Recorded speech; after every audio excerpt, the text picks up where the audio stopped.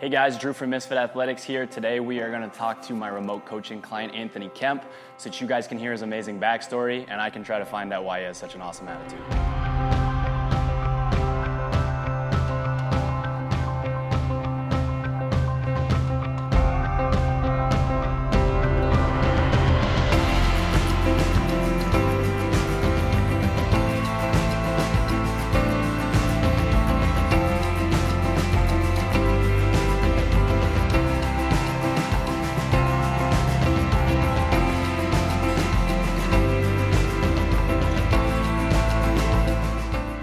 Anthony Kemp, welcome. My goal today is to have you tell the story that I think a lot of people would want to hear, but then there's a side of the story that I want to know. Okay. Been coaching you now for 7 months, 8 months? Since about March, I want to say. Since about March. February, March. And there are some qualities that you have that I'm very curious about, and I've been kind of waiting for like an in-person kind of situation to talk to you about it. So first of all, just kind of like to know where you're from, how you grew up, what family life was like, that kind of thing. Like stereotypical Long Island family. Funny accents or? Yeah. You know, no, I'm just kidding. Coffee. Coffee. Long Island. But yeah, like upper middle class neighborhood, 9/11, literally right next door. Caused interest in the military. Okay. Fast forward to 18, got an ROTC scholarship, went to Virginia Military Institute, and that kicked off my military career. Okay. Then I met kind of how I found out about CrossFit and Misfits is through Hunter. Right. Me and him, the great Hunter Wood. The great Hunter Wood. Me and him were in the same company at VMI, and okay. Both Marines, both going through the same thing, and fitness-wise, I think me and him came in freshman year about the same. Okay. And then sophomore year, I went over to England, picked up CrossFit, followed SEAL Fit. Okay. Hunter picked up CrossFit, followed Misfits. Come back for junior year, Hunter's fucking leaps and bounds ahead of me, and I'm just like, God damn it, he's winning. And he became like, he was our PT stud. Like he's anything fitness related, hey, you go to Hunter. Hunter knows his shit. Yeah. So ended up working out with him a few times. I dabbled with Misfits, I guess you can call it. Like sometimes I'd go on it, sometimes, I really didn't know what the fuck I wanted. Okay. I just tried different programs. But what a lot of people do in the beginning. Yep. So fast forward, I guess, all the way to February of 2015 when it happened. I was in Fort Sill, Oklahoma for artillery school. And me and my buddies go out to this preserve. A lot of hills, really rocky, like great for a bunch of adventurous single Marines. And being Oklahoma, there's nothing else to do. So hey, we're there. Go to this new spot we've never been to before. To the north, there was a lake, then a dam, pretty steep river valley that's all dried out, so just jagged rocks and shit. Then this pretty fucking nice hill that you get to the top of the hill and you can see everything around you.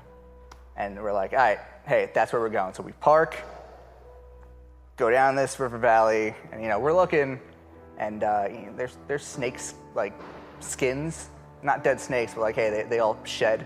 So this is like while you're hiking? Yeah, as we're hiking. Okay. I'm looking, I thought, like, I'm from Long Island. I'm like, oh, that's cool. Snakes are cool. That's cool. I do not agree with that statement. Yeah, okay. There's so much irony to the story, it's not even funny. Actually, it's hysterical. But, so, we're walking, we're having a good time, we're fucking around. We finally get to the top of this hill. And we do the classic, like, all right, hey, take a bunch of pictures of me so I can put them on Facebook because it's going to look cool. And the last picture of me is me doing a pistol with my left leg out. Last picture of me with both legs. Look off a little further west. There's another set of hills, mountains, whatever you want to call them. So we start walking. I'm with two of my best friends, Taylor and Matt.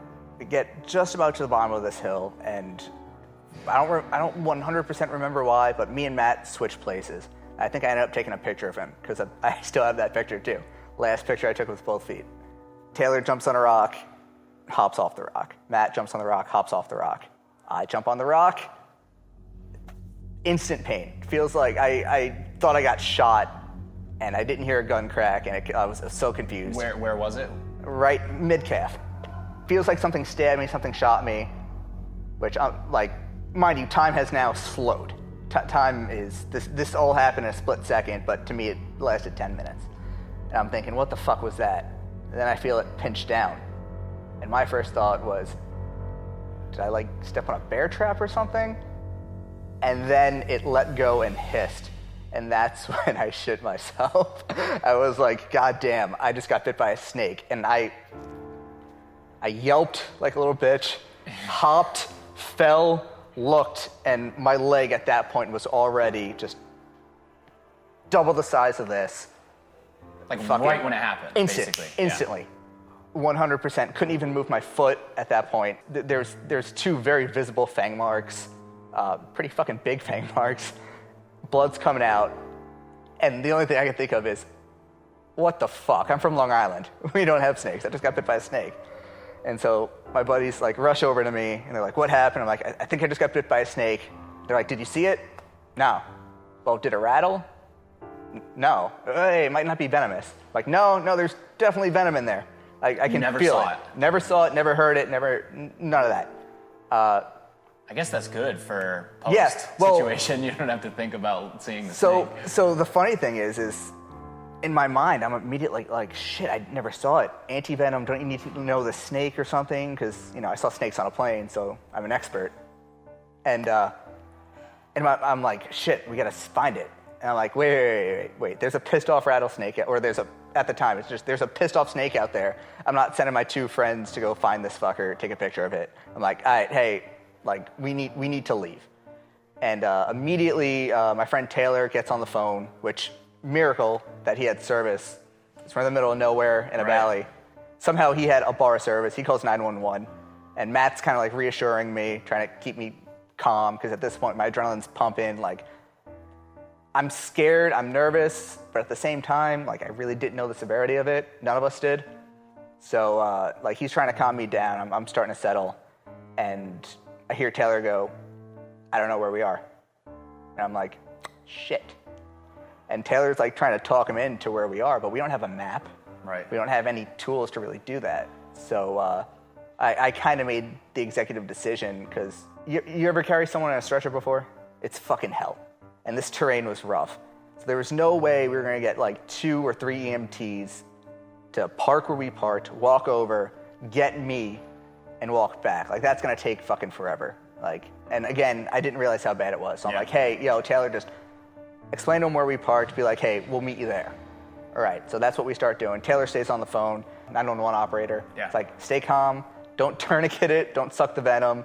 Anything you've ever seen in the movies, just don't do. Taylor walks out in front of us, starts scouting out a path. Matt, my buddy's supporting me, because it's hard to walk. It's not impossible, but I can't really bend my foot, and there is obvious pain. We were a half mile away. We couldn't go back that way. So the way we end up going now, instead of making a direct path, we can't go back up this hill. I just can't do it. Right. So we start walking around it. 15 minutes in is when shit starts getting bad. 15 minutes in, like, my heart's beating out of my chest. Matt kind of sits me down. We take a break. And my leg, I tried to get back up, and my leg just, nothing. It's just locked out indefinitely. There's zero bend in it at all. No function. And I'm like, shit, I might actually die. And Matt's like, no, you'll be fine. I'm like, yeah, you're right. Hey, just don't tell anyone I said that. I don't want to look like a pussy.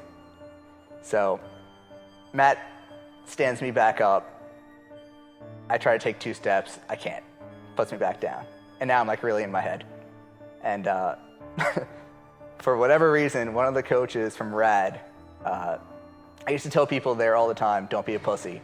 And we kind of shortened that to DBAP. Yep. All right? So I've heard Hunter say that before. Yeah. Yeah. So for whatever fucking reason, I still don't know to this day, I heard his voice in my head go, DBAP. And I'm like, fuck. All right. So I get back up, and I'm like, all right, hey, we walked for 15 minutes.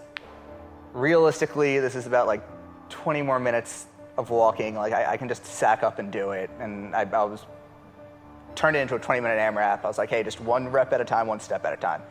We start walking. He gets me back up. We're walking about 10 minutes after that, I start getting shooting pains in my abdomen and lower back, like fucking shitty ass pain. I'm nauseous, I'm dry heaving, but I can't actually get anything up.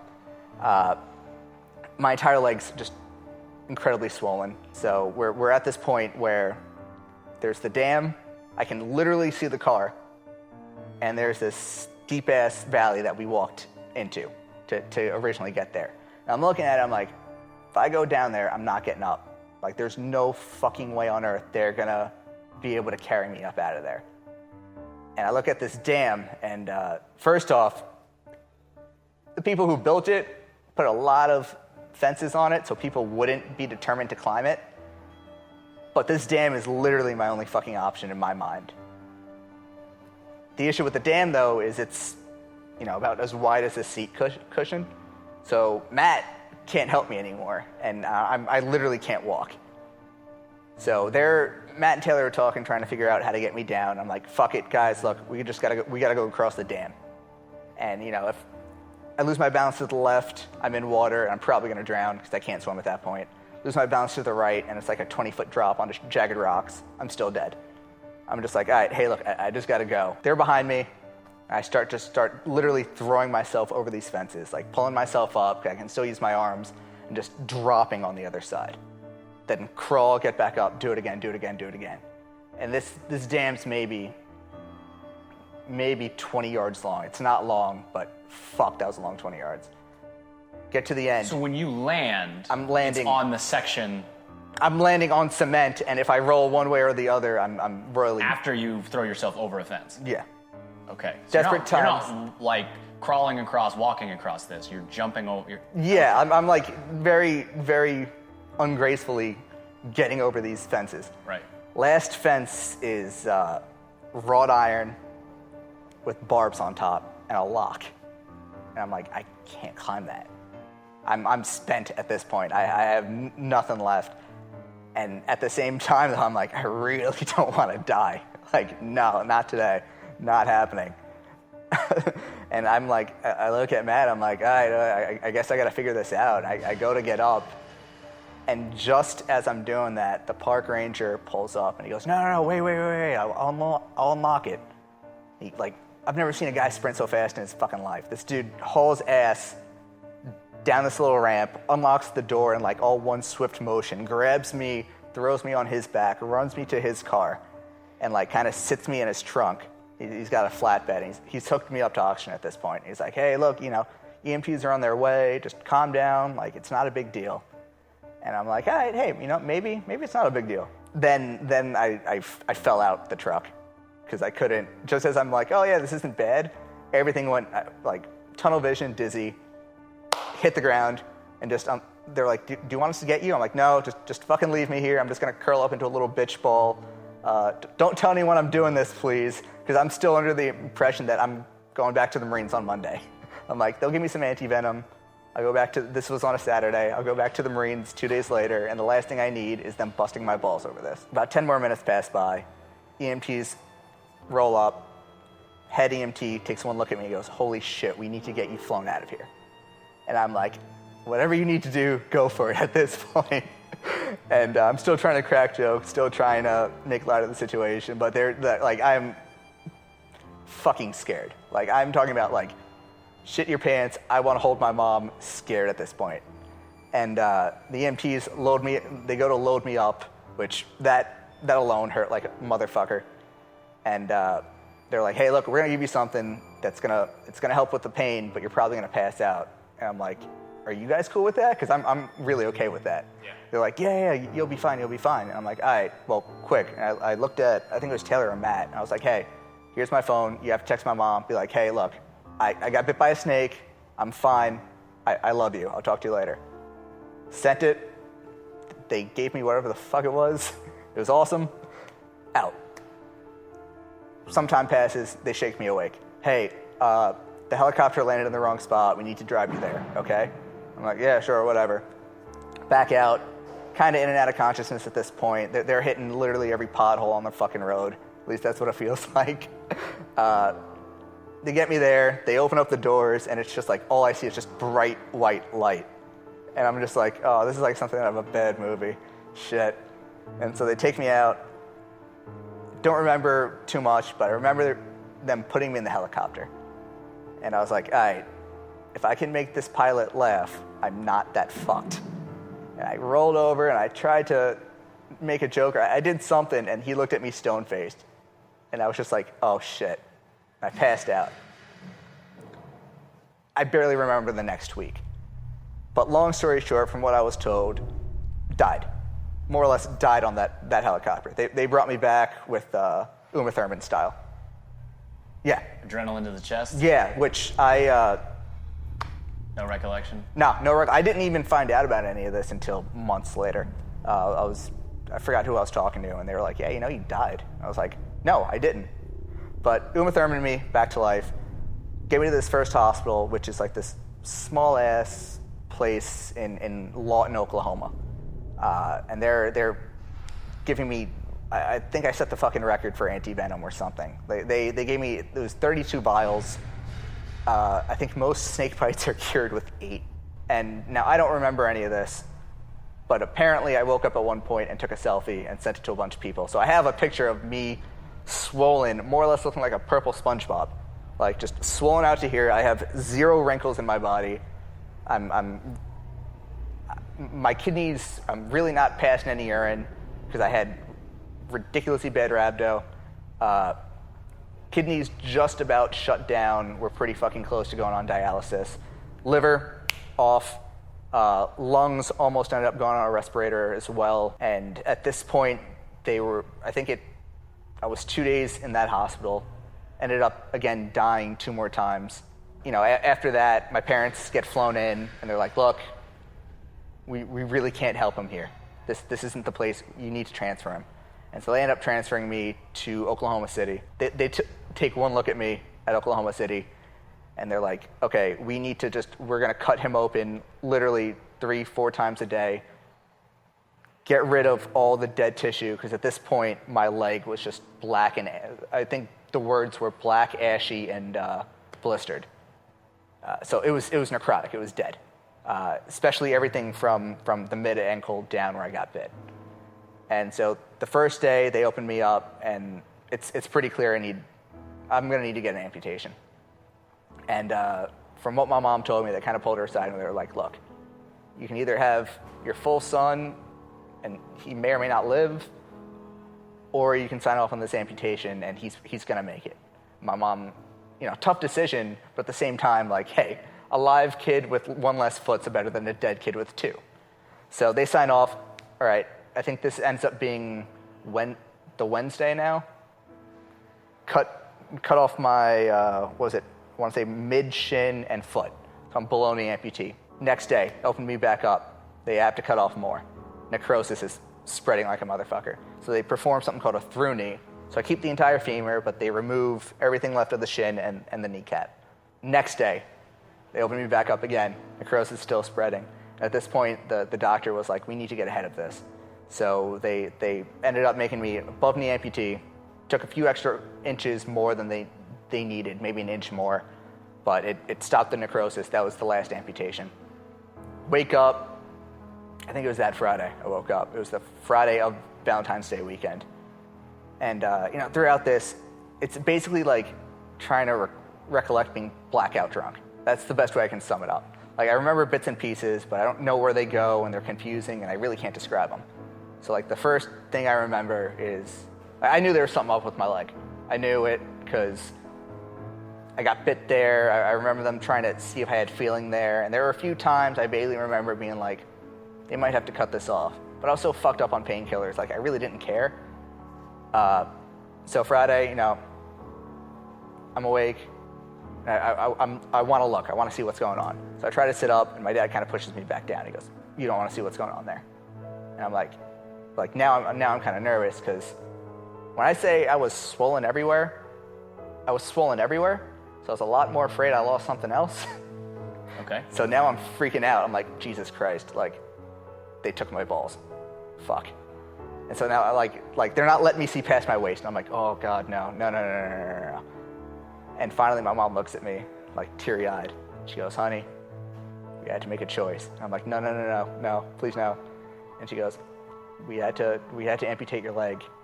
I'm so sorry. And like, she's crying, and I'm like the most relieved motherfucker on earth. Because I genuinely 100% thought they had to cut off my nuts. And I was like, oh, they just, cool. I shouldn't be laughing right now. No, it's like, I'm feeding off you. I don't know whether to laugh or cry. Keep going. I rolled over, one of my best friends, Justin, flown in from Fort Bragg. And I rolled over and I was like, dude, we're gonna have the sickest party tricks now. So that happened February 7th. I ended up celebrating my 24th birthday in the hospital, which really wasn't bad. Like, I had birthday cake and like heroin-esque narcotics in me. So like, if you ask me, it's a good birthday. But February, so my birthday was the 23rd. I think the 26th, they threw me in a plane, flew me over to Walter Reed, started all that rehab, which it was rough. That month was pretty shitty with bandage changes and everything. And it was really disheartening because, again, I literally just came off from like being able to squat a ton. I was in great shape. And then I literally withered away. I think I was a $115. I was a $150, turned into a $115, and couldn't even stand. Legitimately, they tried to get me out of bed and just to stand up, and I couldn't do it. I fucking ate it. And I was just pretty disheartened by that. But, you know, at the same time, I was trying to stay tough for my family because, you know, my parents did just have to fucking cut off my leg. Like, that can't be easy for them. Doing physical therapy, ended up walking, because Walter Reed's phenomenal. They got me back walking, I think it was mid-April. So I'm back walking. So you started late February, early March, and we're walking. Last amputation was like February 10th. I'm walking mid-April. And I was, I think, one of the slower cases too. So that's how fucking good they are. So they get me up and walking. And, you know, at this point, I'm still kind of in my like, oh, poor me phase. I'm in and out of it. Like, I'm adjusting. But I'm having struggles here and there. Like, I couldn't, for the longest time, I couldn't look in a mirror because the image, like, it's one thing to look down and see, oh, I don't have a leg, but it's another thing to see it staring back at you. So, like, it took a while to adjust to that. But yeah, they had me walking, and then they had me working out and doing physical therapy with triple amputees, double amputees. I was one of the better off people there. And gives you some perspective. Oh, dude, you can't be a bitch in front of these guys. My first day down there, like, I roll in there, I'm pretty nervous, I don't know what to expect. This guy, Flip, Army captain, triple amputee, busting out 51 arm push-ups. Yo, no joke, Flip's a fucking badass. And I saw him and I was like, all right, well, I guess I really can't fucking feel bad about me anymore. And ever since, amazing. Yeah, at that point, like, I was like, all right, head down. And I also, like, my number one goal, as soon as I found out my leg was gone, was to get back to Fort Sill, finish up my training, do the whole Marine thing. That's what I've been looking for the last X amount of years of my life. I want to do that. So I text Hunter, and I'm like, hey, man, can you hook me up with the Misfit guys? Like, I'm not going to have a lot of time to prove that I can still be a Marine. I know the Misfits, like, they know their shit. I need to work with them. He goes, yeah, no problem. Around beginning of May, I think I started my first Misfit workout, and I was just following the blog. And I do this, you know, from May to December. You know, I get into really good shape really fast, but... This is 1 month after... Yeah, I learned to walk again. Yeah. Okay, all right. I was very, I had a goal, I wanted to accomplish it. Like, I was so fucking dead set, I want to stay in the Marine Corps. There was literally a point in that where, like, the only reason I was getting out of bed was because I had a workout. Like, that's it. Like, Misfits really working out, everyone talks about how much of a great medicine it is. But Misfits itself, like, it gave me, there were plenty of days where I only got out of bed just so I could work out. That's it. And then, hey, you know, once you're out of bed, you can get your life started. But there were plenty of days, like, not when I give off like this, oh, this entire thing was easy and I was always positive, because there were fucking some shitty days in there. But thankfully, you know, having the blog every day, have it, you know, now me and you talk, like, being like, hey, look, I can lay down, I can be a little bitch about this, but I'm gonna miss a workout, and that's gonna drive me fucking insane. And so that really did help a lot towards the recovery. And that's when I really reached out to you guys and was like, look, I need to get, like, remote coached. because that's the only way. Once we talked, I was dead set. And then ever since March, like I really haven't looked back.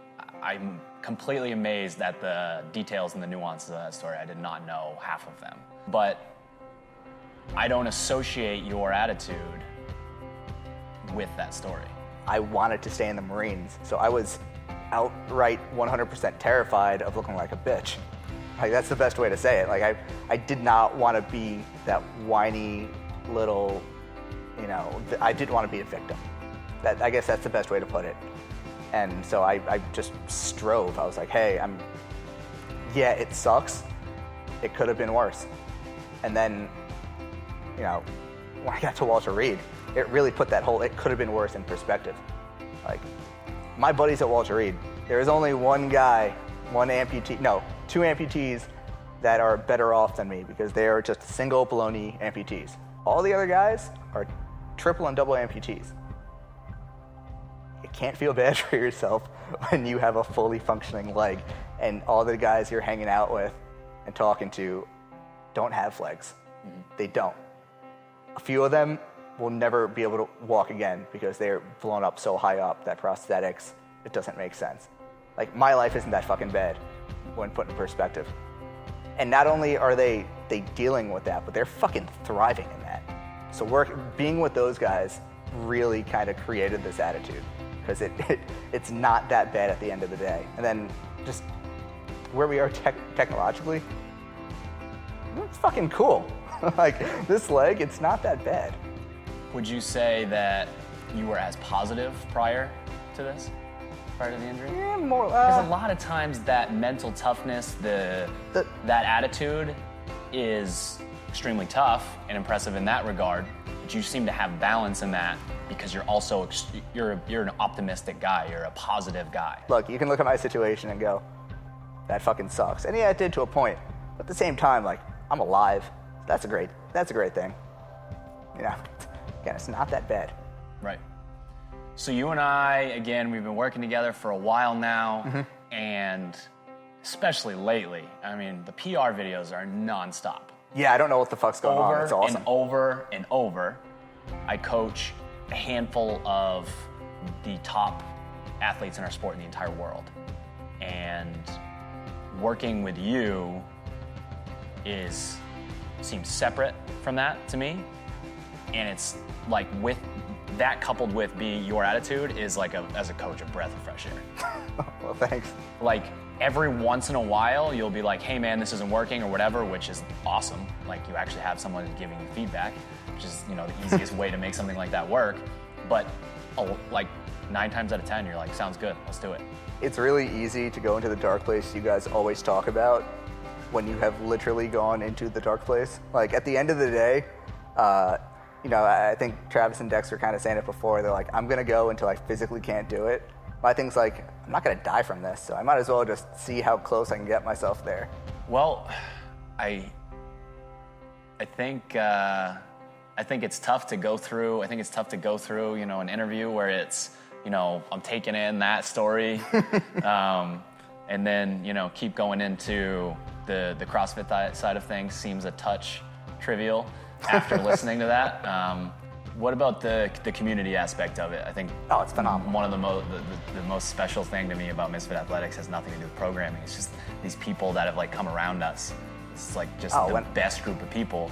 And even when you're not with them, because I mean, we're not, we're up in Maine, we're up in the, the great white north. We're not with most of these guys, not very often, mm-hmm. but it doesn't feel that way at all. It feels like we're all one big happy family, and we're working out through the blog and all this different stuff. It's great when I'll rock a t-shirt or I have that backpack all the time. And like I was telling you before, I walked in CrossFit Hard and I instantly had 4 different training partners because they all followed Misfits. Or I'll go to a local competition and be like, oh, you follow Misfits? Yeah, and like instantly friends. That fast. Yeah. So it's nice. It takes, CrossFit itself has this amazing community, and Misfits has magnified it. Yeah. So. I agree.